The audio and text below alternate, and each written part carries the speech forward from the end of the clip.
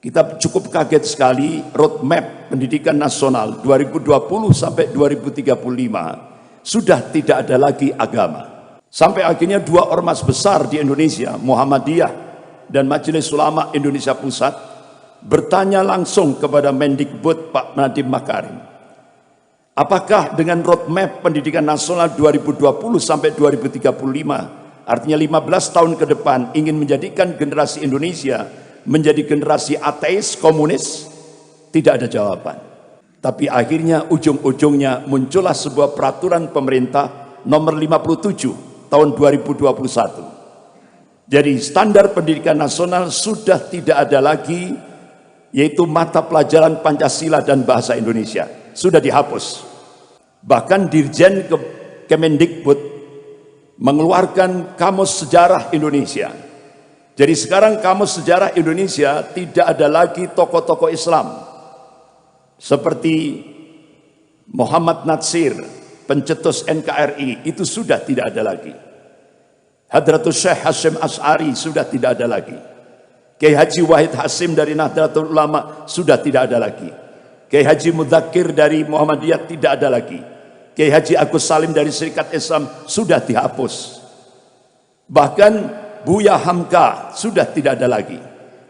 Jadi yang dimunculkan Kamus Sejarah baru di Indonesia, yang dimunculkan oleh Dirjen Kemendikbud, ini justru DNID, tokoh-tokoh PKI dan beberapa tokoh-tokoh PKI yang lain. Inilah Kamus Sejarah Indonesia yang baru. Ini sangat membahayakan. Bahkan bapak-bapak, ibu yang dirahmati Allah, pakar-pakar seperti Profesor Salim Said, Guru Besar Ilmu Politik dan Ilmu Militer Universitas Indonesia, beliau memberikan statement di media. Jadi sekarang ini kader-kader komunis yang duduk di DPR RI, yang jumlahnya kurang lebih 200 lebih, sementara politisi Islam cuma 179. Nah, itu menurut Profesor Salim Said, mereka sekarang balas dendam dengan menggunakan kekuasaan, balas dendam terhadap kaum muslimin, Islam dan ulama. Kira-kira terasa enggak itu? Terasa sekali. Bahkan Profesor Nazaruddin Samsudin, Guru Besar Ilmu Politik Universitas Indonesia, tidak menutup kemungkinan Indonesia akan jadi Singapura kedua kalau umat Islam tidak bangkit. Bahkan mantan Ketua Penasihat KPK, yaitu Bapak Dr. Abdullah Ehamahua, beliau menyampaikan, minta kepada ormas-ormas Islam di Indonesia untuk siaga satu. Siaga satu. Kenapa kok siaga satu? Tinggal tunggu giliran untuk dihabisi. Pertama HTI sudah, kedua FPI.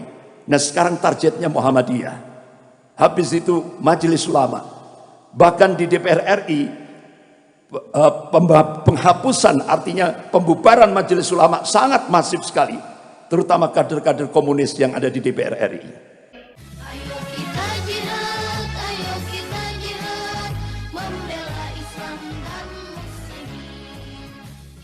Ma'asyiral muslimin, jamaah subuh rahimakumullah. Problematika umat kontemporer, terlebih ketika kita mencoba untuk melihat potret Indonesia kekinian.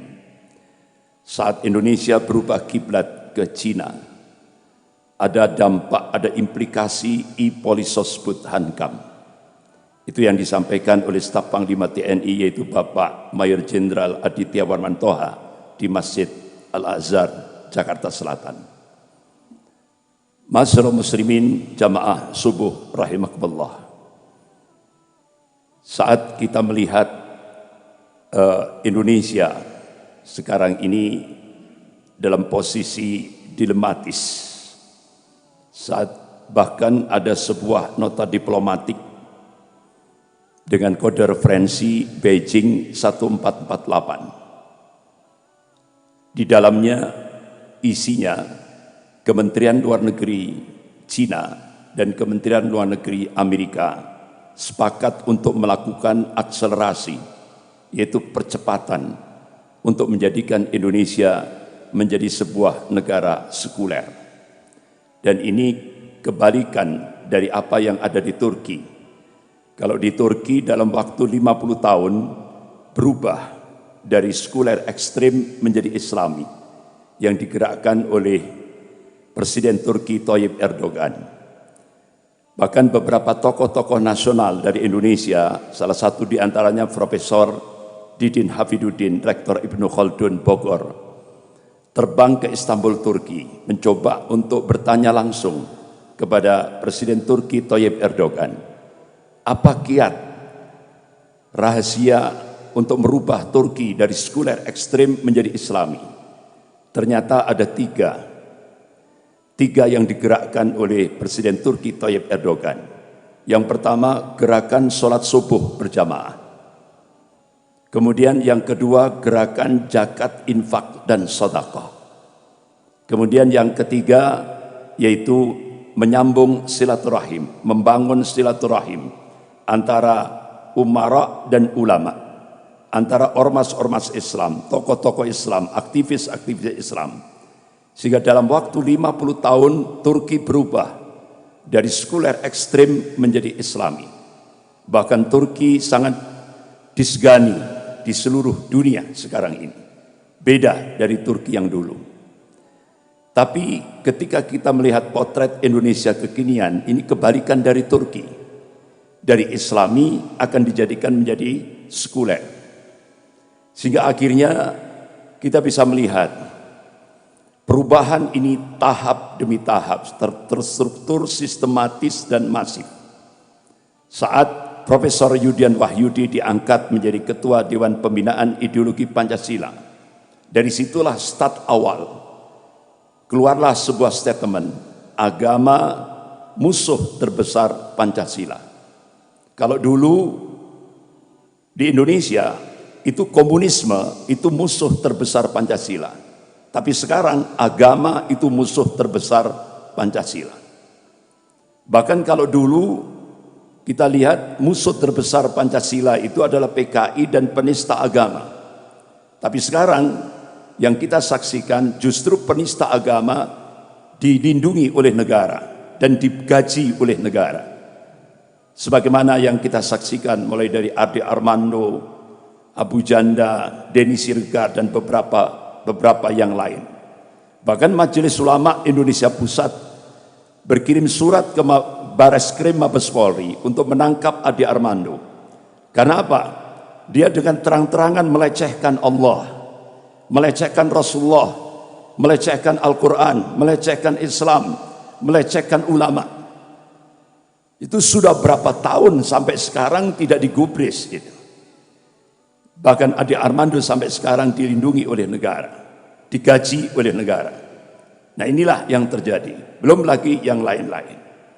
Inilah realitas yang ada. Ma'asyiral muslimin rahimakumullah.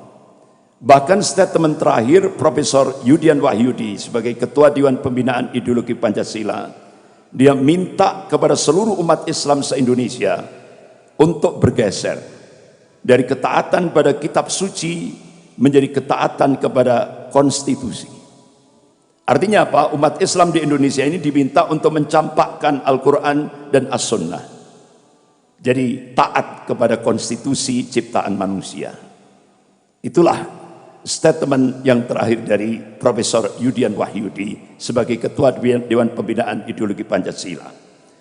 Jadi benar-benar gerakan peminggiran agama sangat terstruktur, sistematis, dan masif.